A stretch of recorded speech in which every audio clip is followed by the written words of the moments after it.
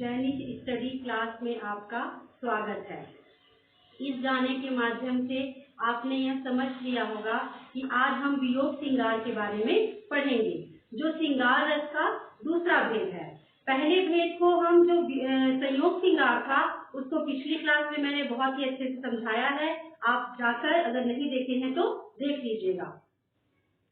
तो वियोग श्रृंगार जहाँ पे नायक और नायिका के मिलन का अभाव होता है, जो दोनों वियोग दशा को प्राप्त होते हैं, दोनों एक दूसरे को याद करते रहते हैं और भविष्य में मिलने की आशा होती है, वहाँ पे वियोग श्रृंगार होता है।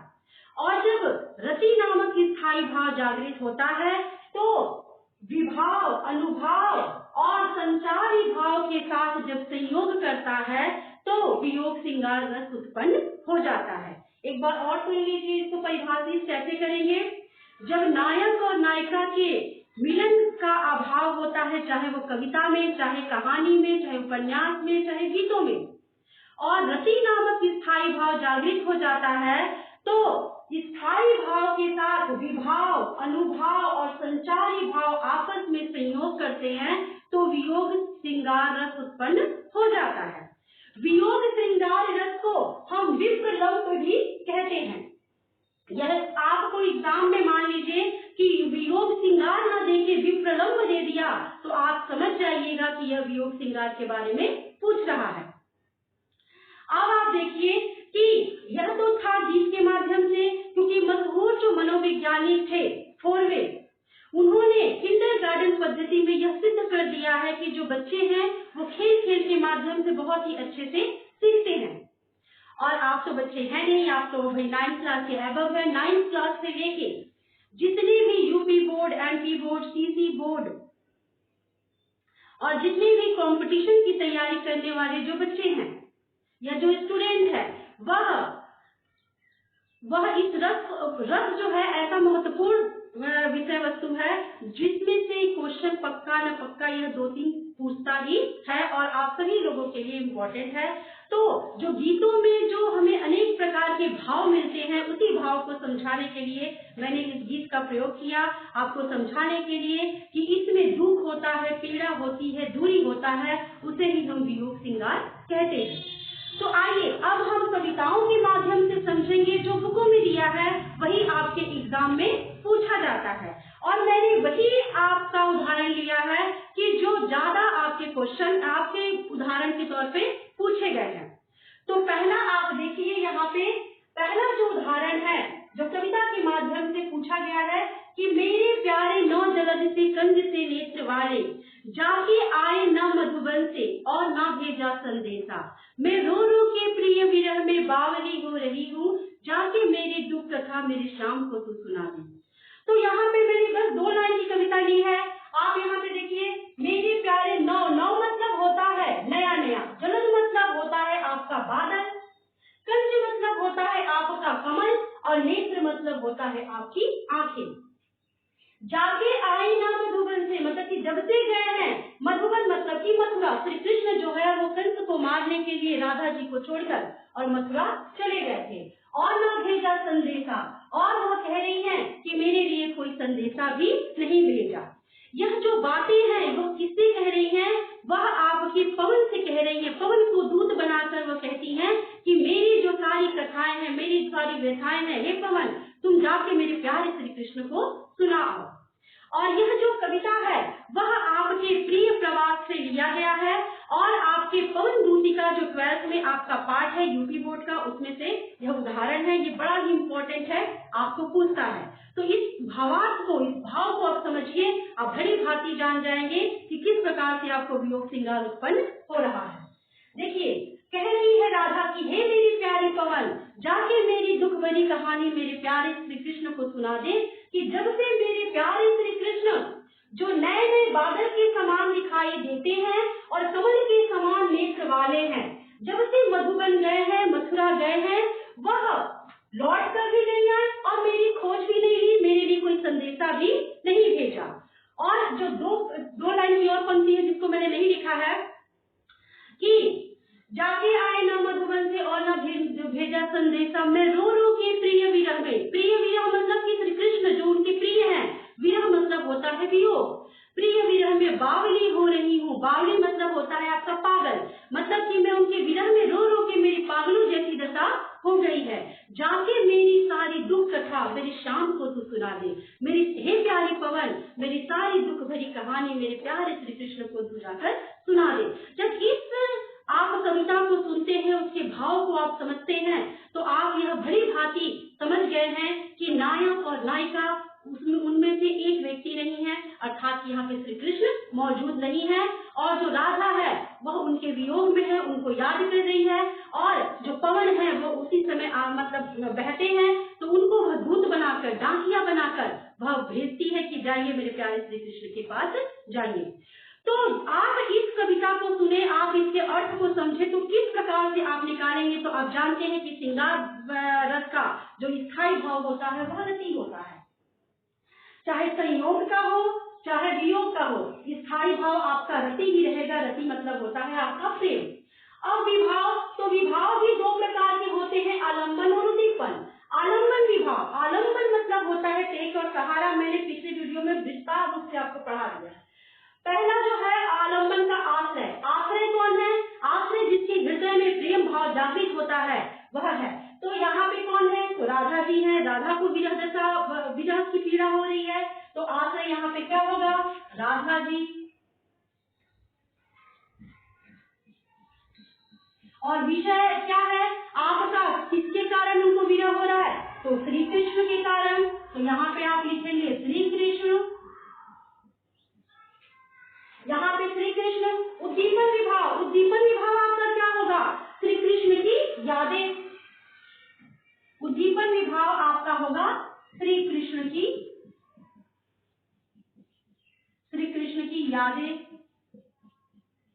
यादें होगा, या श्री कृष्ण का आपका मथुरा चले जाना, ये भी आपका हो सकता है। अनुभाव, अनुभाव होता है कि वह भाव जो दूसरे पे प्रकट कर दे कि हम किस भाव को या किस स्थायी भाव को हम अपने हृदय में जागृत कर लिए हैं। तो अनुभाव तो 4 प्रकार का होता है। तो यहाँ पे आपका होगा सात्विक अनुभाव, आपका सात्विक अनुभाव भी होगा।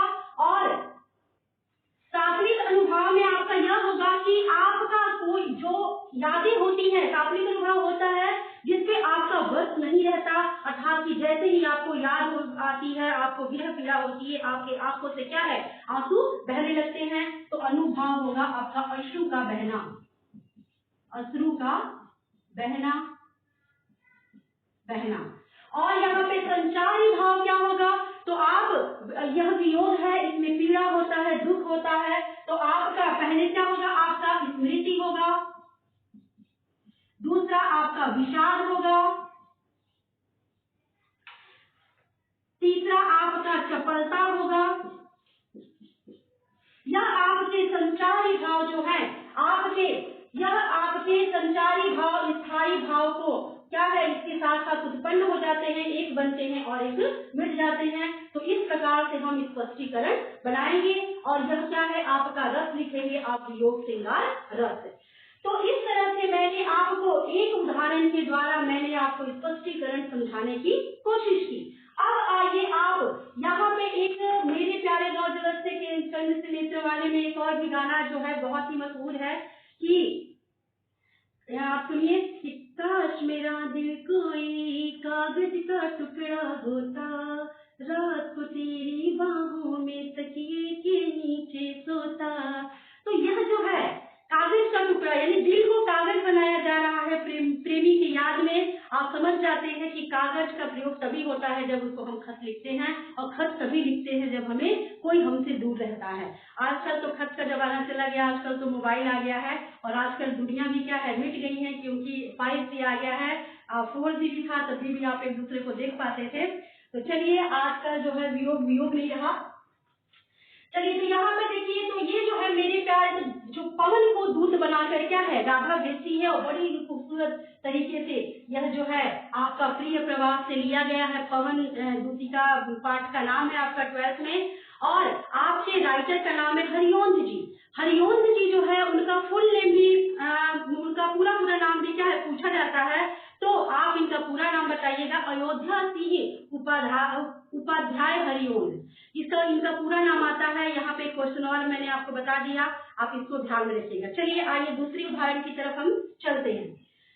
कोई प्यारा कुसुम कुमला गेट में जो पड़ा हो, तो प्यारे के चरण पर ला डाल देना उसी को। यूं देना ये पवन बतला फूल सी एक बाला, मलाल हो कमल पग को चूमना चाहती है। यह भी प्रिय प्रवास से लिया गया है। पवन दूतिका चैप्टर का नाम है। हरिओंध जी ने इनको लिखा है बहुत ही खूबसूरत तरीके से। जो राधा जी हैं वह पवन को बतला रही हैं कि मेरी अब किस प्रकार से उनको बतलाना कि उनको अपने आप की मेरी याद आ जाएगी। तो कह रही कि हे प्यारे पवन, अगर कोई प्यारा कुसुम, कुसुम मतलब होता है फूल, कुम्हलाना मतलब होता है मुरझा जाना, गिर में जो पड़ा हो, गिर मतलब होता है एक सदन, एक रूम, कक्ष, तो प्यारे चरण पर ला डाल देना, तुम्हें प्यारे श्री कृष्ण के चरणों पर लाकर उसको डाल देना। यूं देना ये पवन बतला फूल सी एक बाला, इस प्रकार से हे मेरी प्यारी पवन, तुम बतला पाओगी कि इसी फूल के समान एक दिखने वाली एक राधा, एक बाला मतलब कि स्त्री आपको मलाना हो कमल पग को चूमना चाहती है, मलिन हो कर मुरझा गई है, और आपके चरण कमलों को छूना चाहती है। तो इस प्रकार से अगर तुम कहोगी, क्योंकि वायु जो है उसमें वेग होता है, उसमें तो वाणी होती नहीं है, तो उन्होंने यही कहा है कि वहां पे कोई फूल तुम्हें दिखाई दे मुरझाया हुआ, तो मेरे प्यारे श्री कृष्ण के चरणों में लाकर डाल देना। तो मेरे प्यारे श्री कृष्ण जो है वो भली भांति समझ जाएंगे कि मेरी जो राधा है इस फूल की भांति मेरे वियोग में इसी तरह मुरझाई होगी। तो आप इस भाव को समझते हैं, तो आप आराम से जब आप वियोग श्रृंगार को मैं समझा रही समझ जाएंगे, तो अपने आप ही क्या स्पष्टीकरण बना लेंगे। इसमें भी पूरा वही होगा। आपका रस का नाम है वियोग श्रृंगार, स्थायी भाव है रति, विभाव है, विभाव में आलम्बन है, आलम्बन में पहला है आपका आश्रय, किसके मन में वियोग की भावना जागृत हो रही है, वियोग से कौन पीड़ित है, तो आपकी राधा जी, और किसके कारण, श्री कृष्ण के कारण, तो श्री कृष्ण आपके विषय हुए। उद्दीपन विभाव मतलब श्री कृष्ण की यादें, आपका अनुभाव अश्रु का बहना होगा, चेहरे का मुरझा जाना, भौं का सिकुड़ जाना, ये आपका अनुभव में आ सकता है। मतलब कि आपका सात्विक अनुभव में आपके अंगों पे, आपके शरीर के विकार पे कोई भी आपका बस नहीं चलता है। फिर आप यहाँ पे देखिए संचारी भाव भी वही रहेगा। स्मृति मतलब कि आप श्री कृष्ण को यादों में डूब जाते हैं, फिर आपको बहुत ही ज्यादा दुख होने लग जाता है, फिर आपका जो मन है वो चंचल हो जाता है, आपकी जो स्थिति है बहुत ही ज्यादा दैन्य हो जाती है। यह जो सारी चीजें हैं वह आपकी संचारी भाव में आती हैं। तो आपका यह जो है स्पष्टीकरण मैंने दूसरा का भी बता दिया, आप इसका स्क्रीनशॉट भी ले सकते हैं। अब आइए, अब जो भी मैं बता रही हूँ बहुत ही ज्यादा इम्पोर्टेंट है, पहला भी दूसरा भी, और आप यहाँ पे देखिए तीसरा भी। तीसरा उदाहरण में क्या दिया गया है, बीनू गोपाल बैरनी भई पूंजे, तब वे लता लगती तन शीतल, अब भई विषम ज्वाल की पूंजे, पवन पान घन सार संजीवन, दही सूत किरणी भानु भई भूंजे। यहाँ भी बहुत ही खूबसूरत तरीके से आपका उद्धव प्रसंग से लिया गया है। भ्रमर गीत जो है आपके बहुत ही खूबसूरत जो है राधा जी के विरह दशा का वर्णन सूरदास जी ने अपने पंक्तियों में किया है, तो आप इसको सुनिए। तो बिनु गोपाल मतलब बिना गोपाल के, बिना श्री कृष्ण के, बैर दुश्मन, बैरी मतलब होता है आपका दुश्मन। भई पूंजे, भई मतलब होता है होना और पूंजे मतलब होता है आपका वृक्षों से भरा हुआ स्थान। तब वे लता लगती तन शीतल, कह रही कि जब मेरे प्यारे श्री कृष्ण मेरे पास थे तब वह लताएं, लताएं मतलब होती है आपके पेड़ों पे जो चढ़ जाती है बेल, उसको लगती तन शीतल, जो उनकी जो छाया है हमारे तन को शीतलता प्रदान किया करती थी।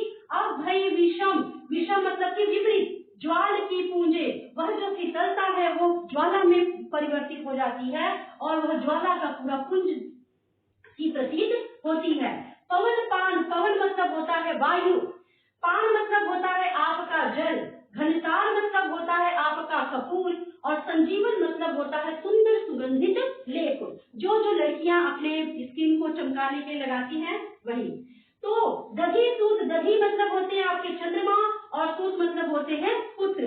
तो जो चंद्रमा के पुत्र किरणी भानु भई भूंजे, उनकी जो किरणें हैं, भानु मतलब होते हैं सूर्य और भूंजे मतलब होती है भूंजना, मतलब सूर्य की किरणें जो है अत्यधिक प्रचंड गर्मी में लगता है कि झुलसा देगी, भूंजे मतलब होता है भूनना। तो आइए इसके अर्थ को आप समझिए कि पवन, पवन यहाँ पे नहीं है, आप देखिए यहाँ पे बताया जा रहा है, सूरदास जी बहुत ही अच्छे पंक्तियों में बता रहे हैं कि बिना श्री कृष्ण के यह जो लता, यह जो पेड़ पौधे हैं वह मेरी दुश्मन सी प्रतीत हो रही है और जो ये लताएं हैं वो हमें, जब श्री कृष्ण हमारे पास थे तो हमारे शरीर को शीतलता प्रदान किया करती थी, वह हमारी अब ज्वाला की तरह मुझे जलाती है, वह ज्वाला की कुंड की भांति मुझे प्रतीत होती है। और जब मेरे प्यारे श्री कृष्ण थे तो वायु का बहना, वो जल और वह कपूर और सुंदर संजीवन लेप बहुत ही अच्छा लगा करता था।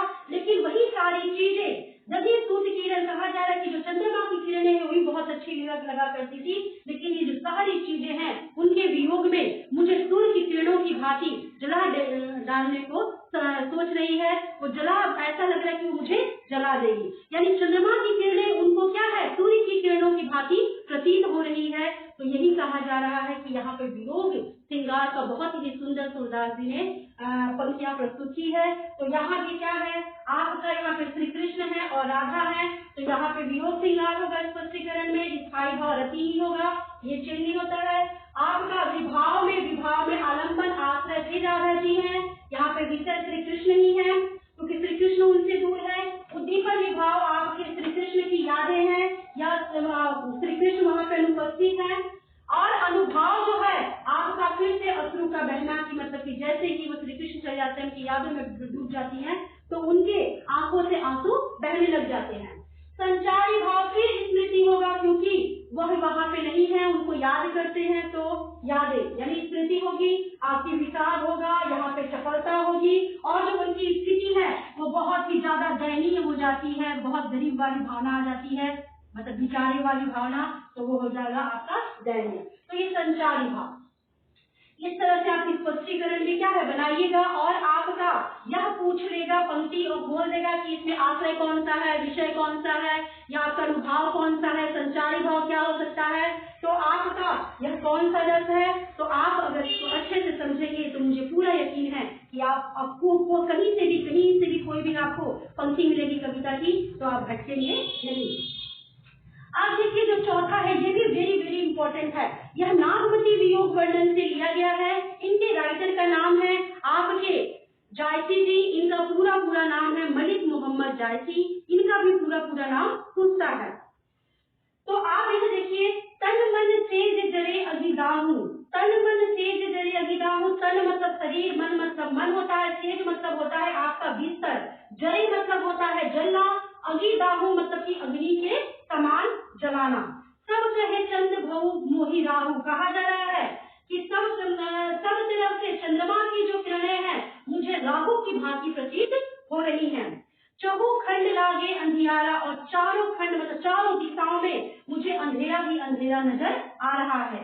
जो घर ना ही कंत प्यारा, मेरे जो पति हैं, जो मेरे कंत मतलब होता है आपके पति, आपके प्रेमी, तो वह जो घर ना ही कंत प्यारा मतलब कि जो मेरे प्यारे पति है वो यहाँ पे नहीं है, इसलिए सारी चीजें मुझे दुख प्रतीत हो रही है। तो ये नागमती वियोग वर्णन से लिया गया है। आपका यह जो है आपके रतन सिंह है और आपकी जो रतन सिंह है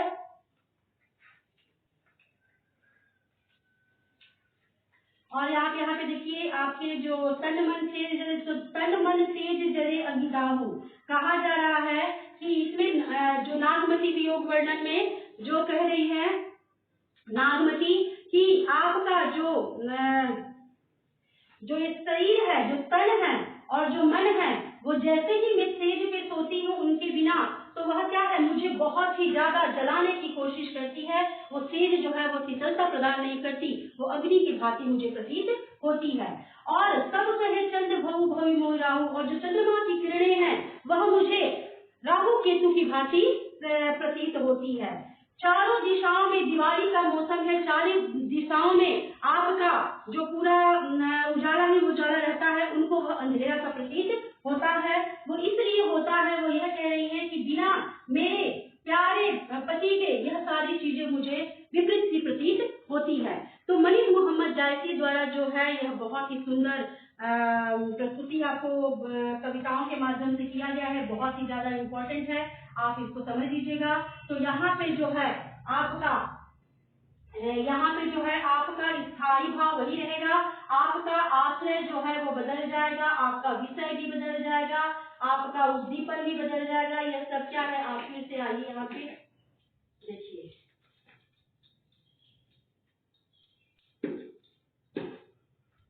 तो यहाँ पे आश्रय किसके मन में आपका वियोग श्रृंगार उत्पन्न होता है, कौन वियोग से पीड़ा से चल रही है, तो आपकी यहाँ पे होगी नागमती। आश्रय यहाँ पे नागमती होगी, नागमती होगी आपकी। फिर आपके विषय जो होंगे आपके रतन सेन होंगे, रतन सेन होंगे। आपका उद्दीपन विभाव होगा रतन सेन का चले जाना।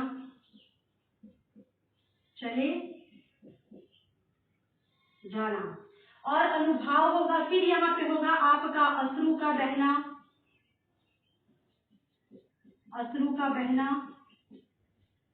आपका रुदन होगा, रुदन, कंपन, यह आपका अनुभाव होगा।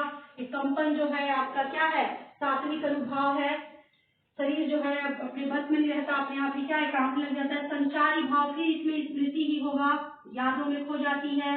विषाद होगा आपका, यह जो है आपकी जो दयनीय स्थिति हो जाती है, दयनीय होगा। ठीक, तो ये आप चपलता भी हो जाएगा। तो यह जो है आपका यहाँ पे देखिए, तो स्थायी वियोग श्रृंगार होगा, रति स्थायी भाव होगा, विभाव में आपका आश्रय में होगी आपकी नागमती, क्योंकि इन्हीं के मन में, यह इनकी पत्नी होती है और इन्हीं के मन में स्थायी भाव जागृत होता है और यही आपके वियोग में पीड़ित है। और किसके कारण, तो राजा रतन सेन के कारण, क्योंकि वह जो है वह तोते के जो आपकी पद्मावत जो बड़ी थी, पद्मावत मूवी आपकी जो पद्मावती थी, उनकी सुंदरता का जो वर्णन है वह तोता ने कर दिया था और उनकी चाहत में, उनको पाने की चाहत में उनको ढूंढने के लिए निकल गए थे।